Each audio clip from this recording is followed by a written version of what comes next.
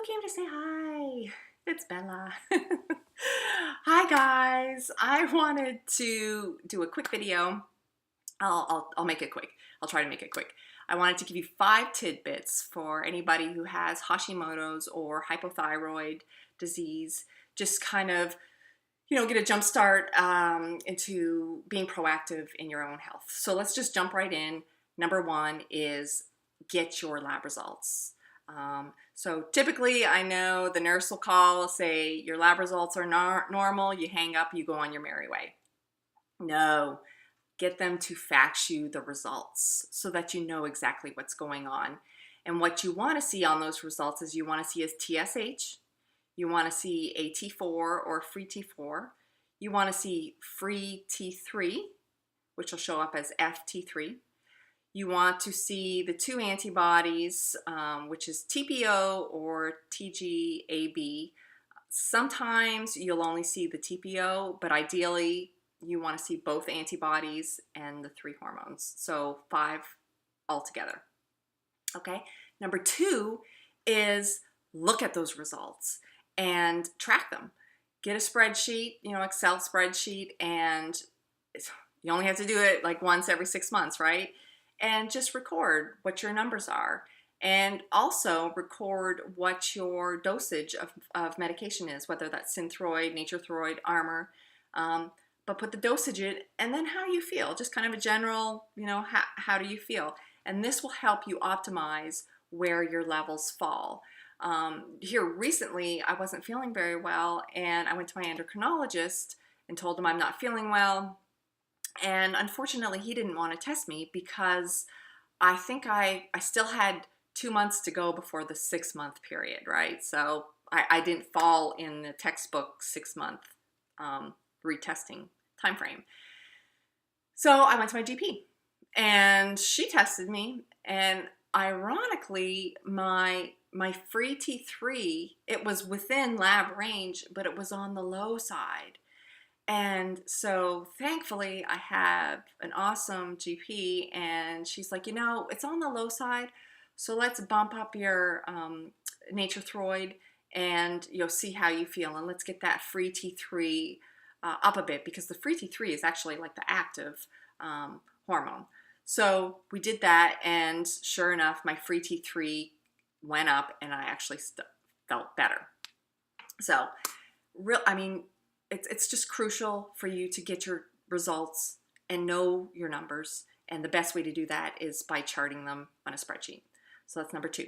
Number 3 is to know that this is not a thyroid disease. So if you've been diagnosed with Hashimoto's, and I'm going to throw hypothyroid in there because more often than not, the cause of the hypothyroid is because of the Hashimoto's. So I'm throwing it all in there together. But if you've been diagnosed with Hashimoto's, you have an autoimmune disease, okay?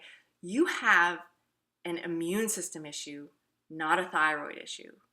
It's unfortunate that the thyroid is the one that's being attacked by your immune system, but it's an immune system issue. So your immune system has produced autoantibodies against your thyroid.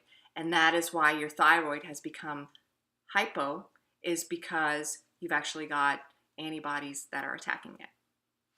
So you definitely need to realize that this is a autoimmune disease. This is not a thyroid disease. And unfortunately, once you get an autoimmune disease, you are more susceptible to other autoimmune diseases like lupus, MS, rheumatoid arthritis. I mean, there's so many autoimmune diseases out there. Those are just common ones I've named.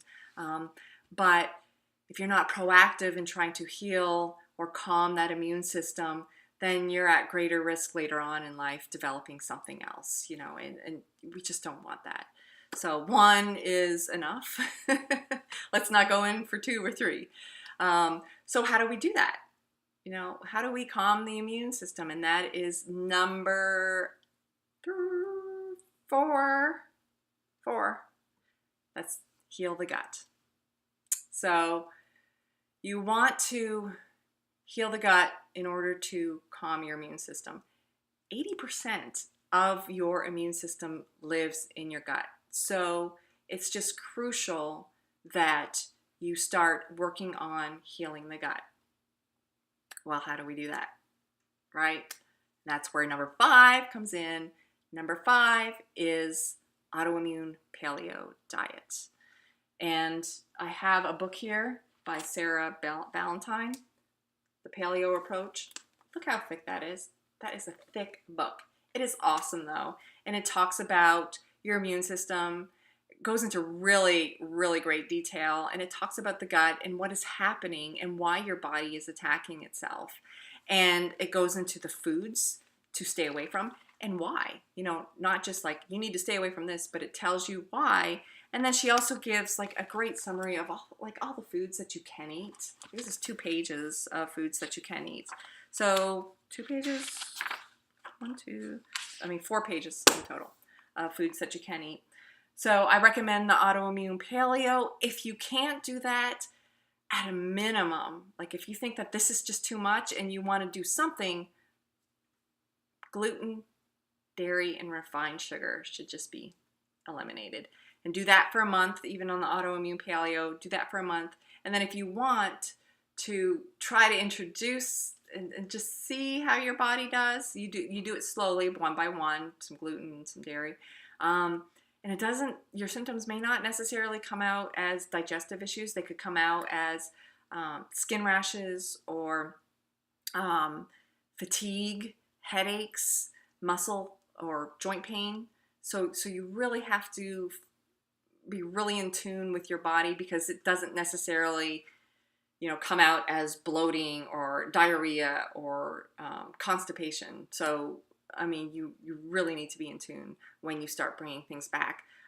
Typically, I mean, if you have, like my clients that have autoimmune Hashimoto's, a non-negotiable is the gluten, dairy, and refined sugar. Those are things that should be taken out, period. So those are the 5 tidbits that I wanted to give you. Number 1 is to ask for your reports. Be more proactive in your health and know your numbers. Number 2 is to track your numbers. Create a spreadsheet, and every 6 months that you get your blood work done, update them. Note how you feel and your dosage of medication. Number 3 is know that this is not a thyroid disease. This is an immune system disease, and so you need to address that. You need to address the fact that your immune system has heightened, and you need to calm it down.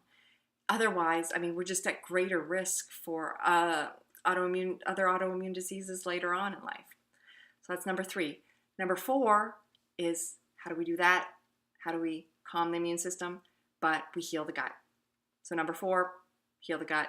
How do we do that? Number 5 is autoimmune paleo, or at minimum, gluten-free, dairy-free, and refined sugar-free. So that is it. You can find me at www.thegraciousgut.com. My name is Rebecca Harriet, health coach and wellness strategist. If you have any questions, just leave them below.